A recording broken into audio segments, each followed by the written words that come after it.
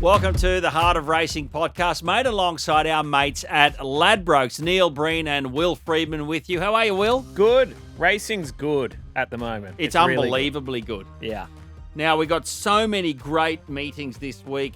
Randwick's going off, Flemington's going off, but we have to go back to last week, as we always do, really quickly. The pineapple, it goes to the Shocker of the Week award. You normally pick a shocking ride or something. I'm starting this week. Yeah, you're going to put a nom in. I'm putting in a nomination for J-Mac for his ride on Fangirl. You are a brave man. J-Mac. I'm putting J-Mac in. No, hang on a second. Listen to me. Oh, she won like Winks. It was Winks-like. It was amazing. So then he rode her like Winks, and she wasn't Winks. Yeah. And she got rolled. But she's a first-up horse, isn't it? Like, you go off the ratings, her first-up performances are like whoosh. Yeah, and that's what I'm saying. You thought he should have He should have been closer. He couldn't be. Look, he just gave too much. She gave too much ground.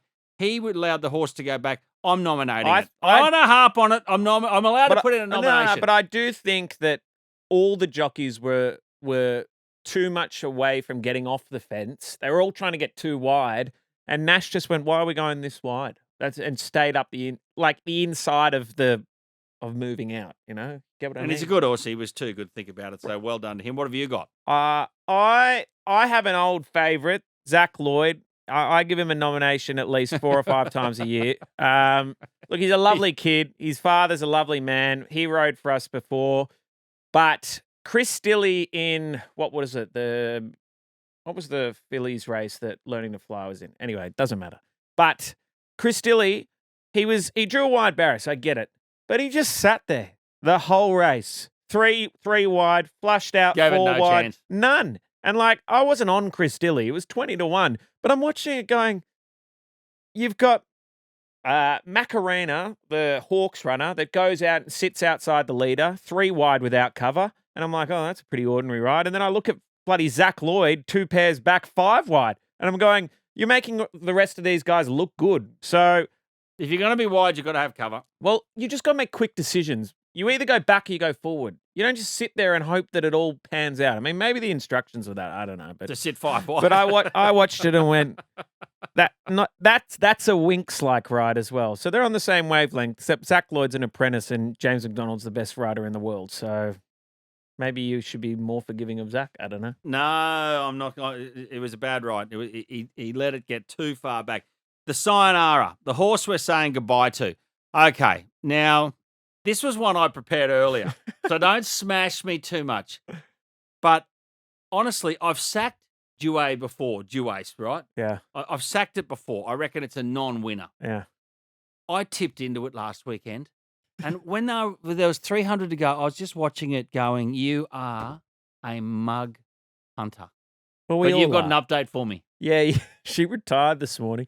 It's kind of like, I figure... She retired? Yeah. I figure in my heart of hearts, it's like when, we were talking about maths off camera. It's like you either get dumped or you're the one dumping. She heard you were going to put her in the Sayonara and went, I'm getting out first. So anyway, she retired. What did she do? She had a suspensory issue, which is it's a soft probably tissue why injury. She ran bad, so I don't feel so bad now. But anyway. Well, it still doesn't get your money back, does it? Well, we're saying Sayonara. She was a nice horse, and I shouldn't be too unkind to her. She won some good races. What have you got for the Sayonara?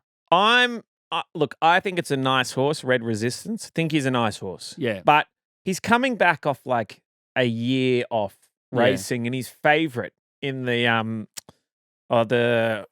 what is it? The Fireball. I think it's the name of the race. The names will change. Anyway, it's the 1,100 metre 3-year-old race. I just think he'll be soft. Colt coming back into work. I know Gay and Adrian get them ready and ready first up, but I just think it's way too short. That's too short. This Saturday, Red Resistance. I think it's the Fireball Stakes. Look, horses first up for a year, I always worry what had happened in that year. Well, I'm pretty sure it had a wind issue that got repaired. And look, they just need a bit of match practice. You wouldn't have a guy come off a year in the NRL and then say he's going to get out of the match. No, it's just not going to happen. So I'm saying we're going to lay Red Resistance. Yeah, lay of the day. Okay, lay of the day. Now, the So Simple, for new listeners to the podcast, to the Heart of Racing, it's named after my father's first horse, from the 1970s. He was an old rogue called So Simple. He was by Soston Udo. No, he was one of those you've got stayers. this wrong. Your father actually named the horse after you. No. He was a tried horse Dad bought as a... Anyway, bought him before he won his maiden. He won 4 races in town on a Saturday. I can't be unkind to So Simple. He was one of those stayers. You know, they used to have novices and a transition and an encourage. He just went round every second week for like 4 years. So simple. Anyway, the So Simple is a horse we should have backed last week. You've got one for us. What is it? Well, I looked at that race, that Tropical Squall one last. It's Surround. Yeah, the So Surround that's one Stakes. I was taking out of my brain just before. The The Surround Stakes. 3-year-old fillies group So one, there were yeah. only 2 horses rated over 100, Tropical Squall and Zardozi. Zardozi won its Group 1 over 2,400 or 2,500 in the Oaks. And I'm just thinking 2 things. Tropical Squall, highest rated horse in that race by 10 points outside of Zardozi. Second top pick, Learning to Fly after a huge first up run, enormous. And that was first up for a year. Yep, and then had to back that up. You could And was flat. Probably the So Simple is that Learning to Fly was not going to win. No, and was probably too short. Obviously a very good horse, but I'd say the So Simple moving forward will be not throwing Learning to Fly out. Let it come back after a flat run. It'll improve again. It'll win another good race this autumn. It Okay, really will. Tropical Squall. They're an even bunch, those 3-year-old fillies. They sort of take It's good racing though. Like It I is actually good. enjoy They take it in turns to win, and It's a like, and for a betting perspective as well, it just gives you so many different angles to go through. totally. And sort of none of them have separated themselves from the pack, and they are really good It's betting sort of races. it's part of it. Like I know racing always needs a champion, and Imperatriz may be that horse, Yeah. but racing is actually really good when it's competitive. when it's really competitive, Yeah. and you've got to weigh things up in different. It's track not just conditions like and- wait for age horses that just go around at $1.40 every week. That's what European racing is like, and people don't want to bet on it. and it's dull. Hey, Gates Fly. Okay, that's when we get into some issues. Sometimes we concentrate on one issue. We got stacks of issues today, so we're going to do it rapid fire. Yeah. Will, I'm going to pose them to you, and then Yeah. you're going to tell me something. Righto. There's an 8-race card at Flemington for Newmarket Handicap Day, and the Newmarket is at 3:05. Why? Well, it's supposedly because of the heat, right? That's supposed. But it's only 34 and windy. I know. It sounds like a little bit of a scapegoat, doesn't it? Like, oh, we're going to change it a bit earlier. Maybe they just don't have the runners. It's funny now. 8 races were standard until the last few years, and now 10 races are standard. And when you see an 8-race card, you sort of turn the page and go, "Where's the others?" Yeah, I think it was weird. It looks weird. It was a jump of the gun, I think. Like, pretty much in Sydney, they just don't.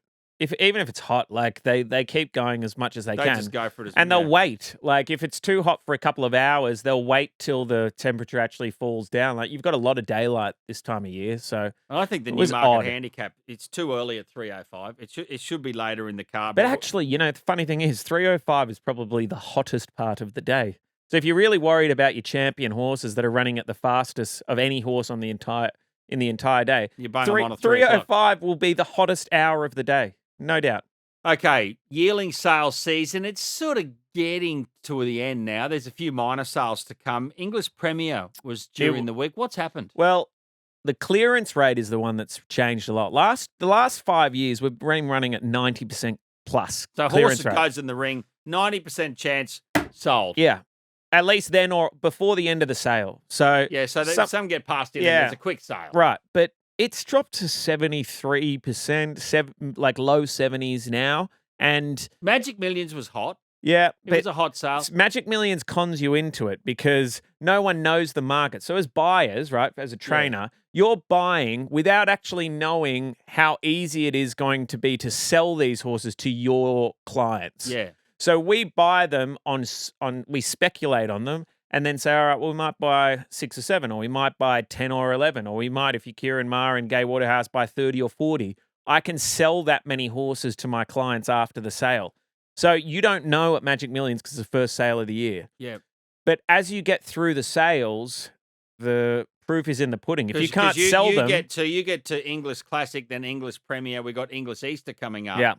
And you've still got chunks of horses on your books from Magic Millions. You're going, I'm not going to ease up. Yeah, I can't take on too much debt. I got to get rid of what I've already bought. So I think we've seen a big change in that. Kieran Maher usually has a big marquee at the at the Melbourne Premier Sale where all his owners come and they sell all their horses. Yeah, he runs sort of like Yeah. a whiteboard and Yeah, a yeah. blackboard of all the horses he's bought. Gone this year. He didn't have Told it. his owners, said, no, not having it this year, not buying as much. I think he only bought 6 for the whole sale. Really? So the market is changing, which so is it was a bit of a flat sale premier. it's a buyer's market now. I reckon if you went back the last 3 years, if you said to me, I'm going to buy a horse under 100 grand, I'd go, you're Buckley's chance of finding a good But now horse. you can find a decent Now one. there's so many in that bracket that you can find a good horse under 100, which is a good thing for racing. It needed that recalibration because it was pushing too many people out of the industry because it was unaffordable. And you and I bought one together at the English Classic sale. It was a United Conquer. It was out of a Savabeel mare and had the classic Savabeel look about. We bought it cheap. We still got some of that left. Yeah, a on little your bit. website. If you want in, What's the website? Freedmantraining.com.au. Let us jump know in. if you want in. Nice There's still a and cheap. little bit Cost left. Price. We don't put any margins on, Will. It's going like hotcakes, but there's a little bit left. A little bit left. We just like racing horses and hiring minibuses and going to watch it And have a beer. and have a beer and a good time. Yeah, absolutely. Sometimes it's a long trip home, but that's Well, okay. That's okay. It's just That's an okay. extra couple of beers on the way home. Okay, the All-Star Mile. There's commentary on it being changed to a slot race. This year they changed the way horses get in. It's invitation only. It used to be the public voted. It hasn't quite worked. I Hasn't reckon. found its mark yet. It's a No. good race. Don't get me wrong. Good race. It's All the good horses in it. But I saw something on the news just before we came on air about Chris Waller not having any representation in it because part of the reason was, does he want to take Fangirl down there because it's not a Group 1? Does it really build her CV post Becoming a bit race? of a geldings race, He said, if it was 10 million, would I go? Well, probably I would, but, I'm not asking for that. And he also said, I wouldn't take other horses down there because the second up, never seen Caulfield before. Caulfield's a funny track in Melbourne. Yeah. You actually need experience on the race course to know that they'll cope with it. So Sydney trainers happily go to Flemington first crack. Nice big track. Yeah, Everything but sort of gets a chance at some point. Even they get around Moonee Valley better than they do Caulfield. It's a strange track. Suits some horses, doesn't others. So I think it's got to change slightly, but I give credit to Racing Victoria. They're trying new things. It'll find its place. It's just, you can't say what works in Japan will work here. You can't say what works in America will work here. The Everest didn't work in the US. They had the race called the Pegasus. Yeah. And it didn't work. It's almost And that was non-existent. where Peter V'landys got the idea from. Right. And it's worked enormously in Australia, but it does not work in the US. So Racing Victoria just got to keep sifting through, change tax, trial and error. It'll find its mark. It's a good race with good prize money, but it's just not quite there yet. And look, Racing Victoria and Racing New South Wales need to come together and say, the All-Star Miles are Group 1 and the Everest are Group 1. And then move on. Have your tiffs over everything else. They're the 2 races that need to be Group 1s. But that's the big issue at the moment. Never the twain shall meet between No. those two parties. Okay, we need to quickly address this. It was something that's happened over the last fortnight. There was an attempted takeover of Racing Victoria by the boss of the Victorian Horse Racing Owners Association. So the Owners Association boss, Jonathan Munns. It failed. Mm. And on paper, it failed miserably. But so what he wanted was he wanted Andrew Jones, the CEO, gone. And Andrew Jones has come into racing via Cricket New South Wales. He was the CEO there. He wanted the board gone. Now, he only got 3 votes for, which is embarrassing when you've got a takeover coup. There were 18 against. But interestingly, 15 members didn't vote. They abstained. So is this an executive board that vote on this, or is this the board that vote? So the board he wanted to get rid of are the ones that vote? Well, there was the board, but there were all the members of Racing Victoria that have a vote because this club gets these votes, this club gets those votes, the Jockeys Association has a vote, the Owners Association has a vote. Sort of makes up the Really conglomerate of odd. 35. It's a group of people Right. who are connected to racing get the votes. But 15 abstaining. They shouldn't be on the board. You shouldn't be allowed to gotta abstain on vote. something this. It's like people going, oh no, like it essentially is voting against the coup, right? Like You're voting against the coup, but without actually putting your name but to you're it. not voting for the current board. It's like, I don't know. It just feels like they're hiding behind a group of guys. It's like flipping the bird to someone in your car underneath your door. But you know when there's a leadership challenge in federal politics, generally the first challenge fails and then the second or third one get up. Yeah, It's happened through history. I've like Maybe there'll be another crack, and maybe those 15 who abstained will jump on. you got to Dunno. understand in racing is that racing is the best at victim playing. Every participant is a victim in racing, it seems. The punters are a victim, the trainers are a victim, the owners are jockeys, victim. everybody's a victim, and everybody wants their piece of the pie. I feel it's not an easy job to be in that Andrew Jones is in. He's trying to be innovative. He's trying new things. And every time he suggests something, there's always a vocal section that says, you can't do that. And I'm like, well, how's racing ever going to change if we're always saying no? I know. And then the VRC makes its own decisions and says, well, we don't want to be on Channel 7's coverage. We'll sign at 9 because we want a standalone coverage. Well, that's their prerogative. But the one thing that Racing New South Wales has going for it is that Peter V'landys is able to make a decision. For better or for worse, he just makes a decision. Things change. In Melbourne, it seems like there's so much red tape to go through to get things to change that it's just getting left behind. And there's no chairman of the board in Victoria. It looks like Gil McLaughlin's. Do you reckon he will? Job. I reckon after this overthrow, he might be thinking, maybe not. But he doesn't want to tell them whether he wants the job till about June because he's trying to sort out some other things in his work. He'd be very good. He would bring a level of credibility to that organisation. I've dealt with him a bit. I've dealt with V'landys a lot too. Two totally different characters. Gil McLaughlin is a very steady hand at the wheel. Yeah, which they probably need. But they also need someone that says... If I was on a yacht lost in the middle of the Pacific... He's calm, is he? He would get me to safety. Might take a while. Peter V'landys might get me to safety in 12 hours. But he also, you know what I mean? Yeah. He's bull of the gate. He's bull of the gate, but he's very calm. But I actually think in terms of the way that the two states engage, there's a level of respect between Peter and Gil. Like, even though they've been... They snipe at each other through the codes. They know that they're going to be there for the long haul. Peter knows that he can't kill Gil McLaughlin, and Gil's like, you've tried to kill me before. I'm still here, Peter. Hey, I've got to give everyone a Ladbrokes Racing Club update. Now, Ladbrokes is giving punters the ownership experience through their stable of over 30 thoroughbred greyhound and harness runners. So what are you waiting for? Join the Ladbrokes Racing Club today. Here's an update on a few of their runners. Remark set to make his debut for the Ladbrokes Racing Club this Saturday. It's in the Group 2 Challenge Stakes. Tommy Berry's riding. And so it's a good race, the Challenge Stakes. Know Thyself remained unbeaten with an impressive win at Scone last week. It's headed to the Group 2 Far Lap at Rose Hill on March 16. So a couple of group runners there. Kanazawa notched up his first win for the Ladbrokes Racing Club on Saturday at Eagle Farm. Galano's looking to make a back-to-back wins when he contests race 1 at the Valley Friday night. Farcra, it's an interesting one there for the race callers. Farcra has been knocking on the door. He's found a suitable race to break through this Saturday at Hawkesbury over 2,000 metres. So plenty of action there. And this is the heart of racing. It's made alongside our mates at Ladbrokes. Next, we give you the big bets for this weekend's racing. Hey, Will, have you heard about the Ladbrokes Racing Club? Ladbrokes is giving punters the ownership experience through their stable of over 30 thoroughbred, greyhound and harness runners. I sure have. They're definitely shaking things up. Ladbrokes Racing Club members get the opportunity to name new runners and follow their progress from day one, all through the Ladbrokes app. Download the Ladbrokes app and join the Ladbrokes Racing Club today. T's and C's apply and available on the website. What's gambling really costing you? For free and confidential support, visit gamblinghelponline.org.au. Welcome back. This is the Heart of Racing, made alongside our mates at Ladbrokes. Will, let's get stuck into this week's big ones. You want to go to Randwick first? Yep. Todman Stakes for 2-year-olds. This is the best race of the day. Best race of the day. I'll go through the prices on Ladbrokes. Straight charge, $2.60 favourite. Remember, all prices are subject to change. Switzerland for JMac, $4. Espionage, $4.60. Bodyguard, $8.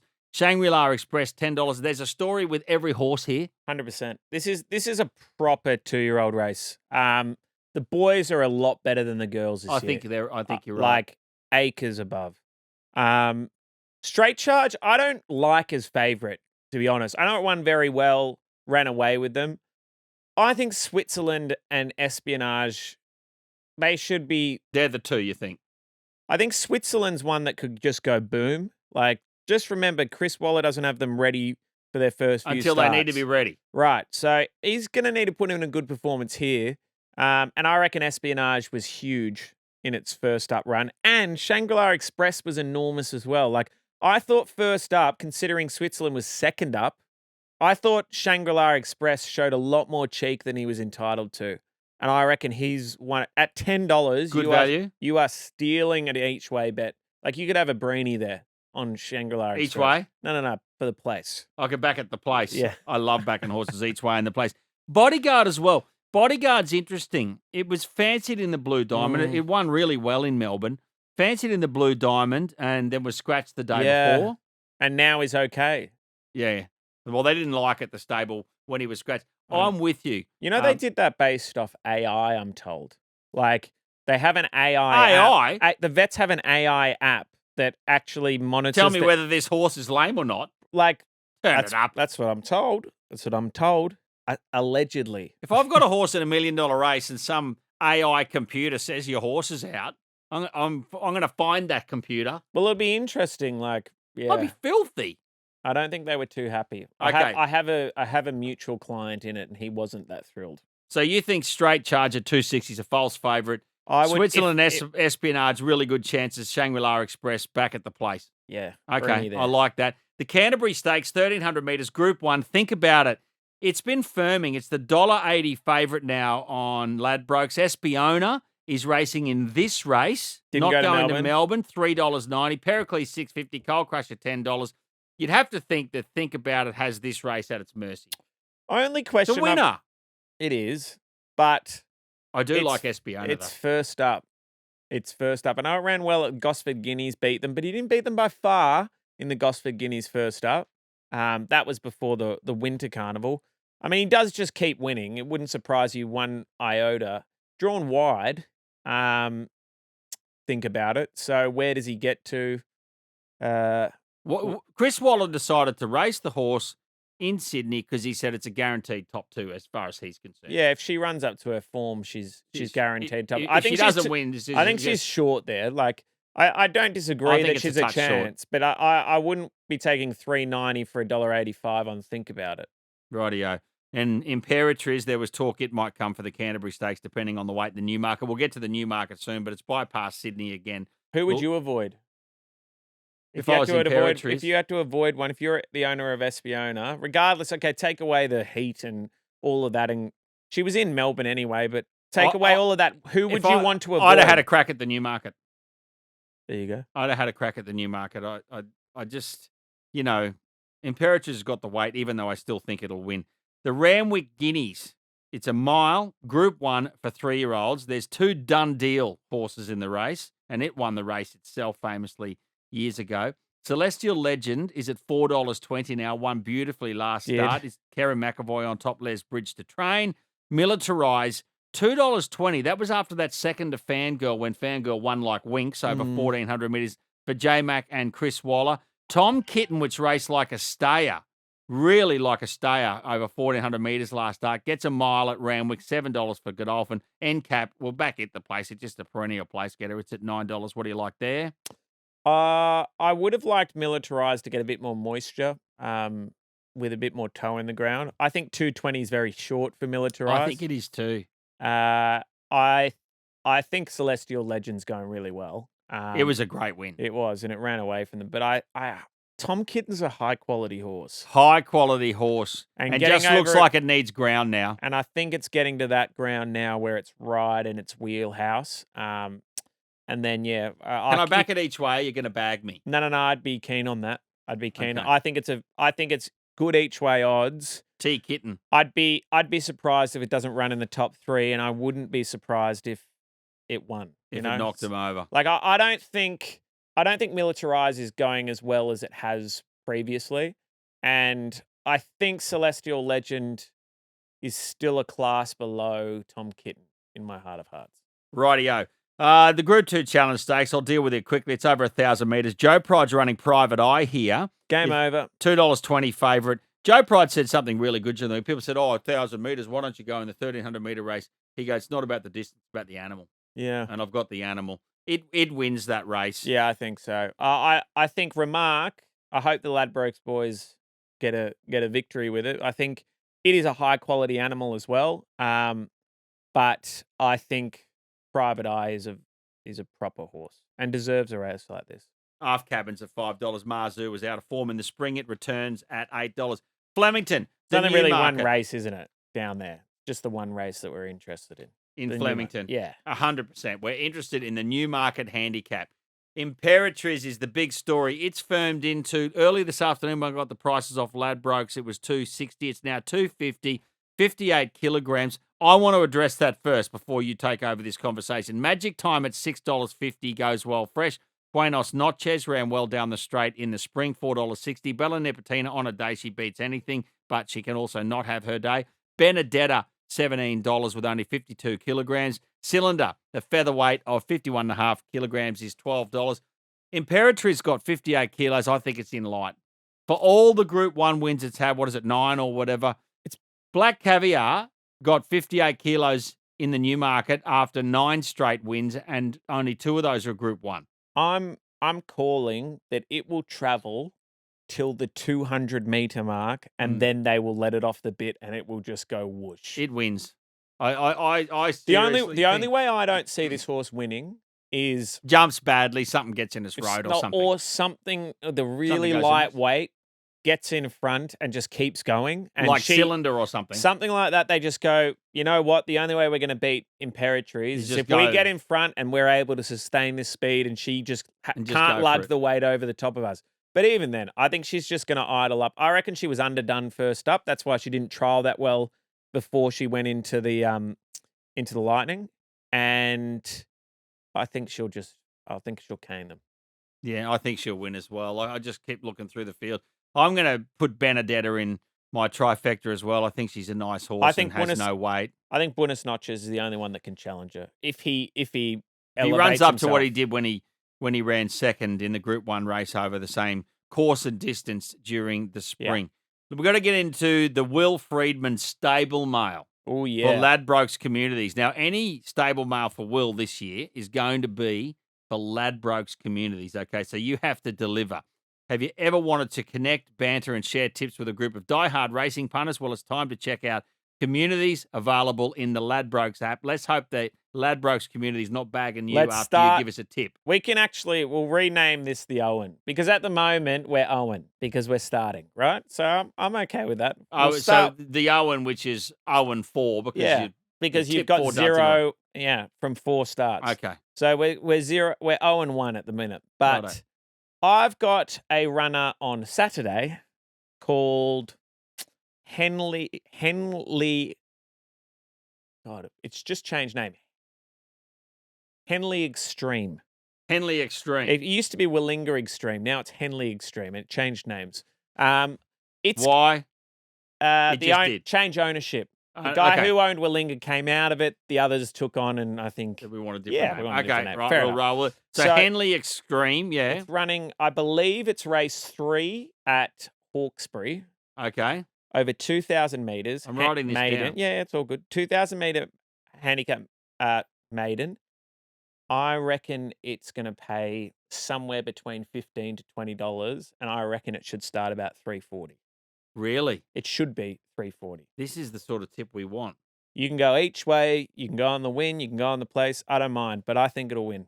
So Henley Extreme on Saturday at Hawkesbury. If I win this, the Owen is no more, and it never will be, because this will be such a you'll be the hero of the Ladbrokes community. Maybe they'll give me a horse to train if you've lobbed in the first week of our deal with Ladbrokes, and we're part of the Ladbrokes community, and you tip them a big price winner. I'm taking the That'll give you 6 months I'm grace. taking the horse off Paul Massara that's running in the Far Lap, which is called what? It's Know Thyself. I know that he will never give it to me, Paul. He's a good friend of mine, but if I pull off a 20-1 pop for the Ladbrokes team, it's coming to my stable. Rightio, it's time to unload Will Freedman, the horse we're backing this weekend. We've probably got the same one, Imperatriz. No, you can have Imperatriz. I'm taking Private Eye. Private Eye, in my opinion, in the challenge stakes just like wins. It just. I'm going to all up the both of them. I reckon let's do that. We'll do it together. We'll hold hands and we'll go and unload on the same ones. Private Eye, Imperatriz, money in the bank. Tom Kitten each way as well, I reckon. Well, Yeah, you but- don't like me doing each way tips to the No, unload, do you you? can't unload on an each Okay, way. scrap that. Okay, Will Freedman, have a good weekend. If Henley Extreme doesn't win, I'm texting you. I know that. You You do that you don't anyway. respond when No. when That- one gets beat. You know what? It's You funny, go, though. oh, sorry, I was busy. I No, no, didn't no. see that text. You don't want me to respond. I might be in a position where I'm answering some serious questions next week. Okay, see you next week, Will. See ya.